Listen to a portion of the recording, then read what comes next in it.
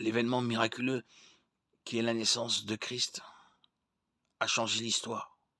Et cet événement a eu lieu dans le ventre de la Vierge Marie. Luc 1, 35. Seul Dieu peut faire quelque chose à partir de rien. Seul Dieu a pu accomplir les miracles de la création, de l'incarnation et de la naissance virginale dans le ventre de Marie.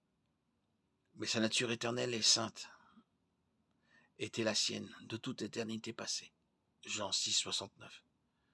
Jésus n'avait pas de nature pécheresse et a donc pu être notre substitut parfait. 1 Pierre 1, 19.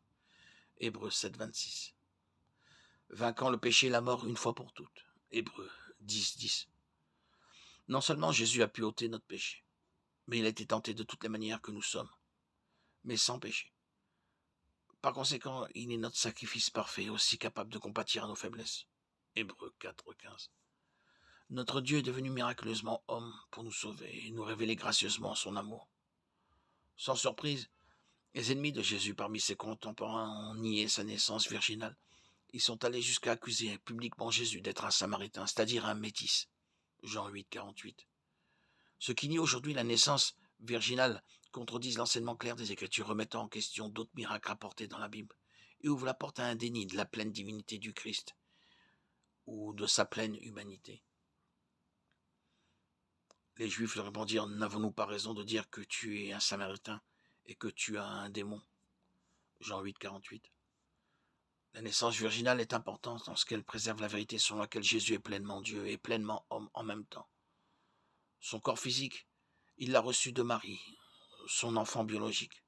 La naissance virginale de Jésus est un exemple de l'œuvre gracieuse de Dieu en notre faveur.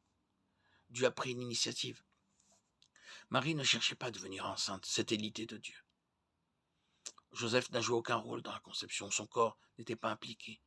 Donc la puissance devait venir de Dieu. De la même manière, notre salut est basé uniquement sur l'initiative de Dieu et sur la puissance de Dieu. Nous n'avons pas cherché Dieu, mais c'est lui qui nous a cherchés. Et nous n'avons rien fait pour mériter notre salut. Mais nous comptons sur la puissance de Dieu. Dans la naissance virginale, l'immatériel et le matériel étaient tous deux impliqués. L'esprit et le ventre de Marie. Tout comme à la création, la terre était informe et vide et sombre. Genèse 1, 2. La terre était informe et vide, il y avait des ténèbres à la surface de l'abîme, et l'Esprit de Dieu planait au-dessus des eaux. Le ventre de Marie était un lieu vide et stérile. De même, et tout comme à la création, l'Esprit de Dieu planait sur les eaux. L'Esprit de Dieu descendit sur Marie. Et ce fut l'incarnation du Christ. Le Fils éternel de Dieu a pris la chair humaine, sans rien perdre de sa nature divine. Il a ajouté une nature humaine. Cet événement miraculeux a changé l'histoire. Et il a eu lieu dans le ventre de la Vierge Marie.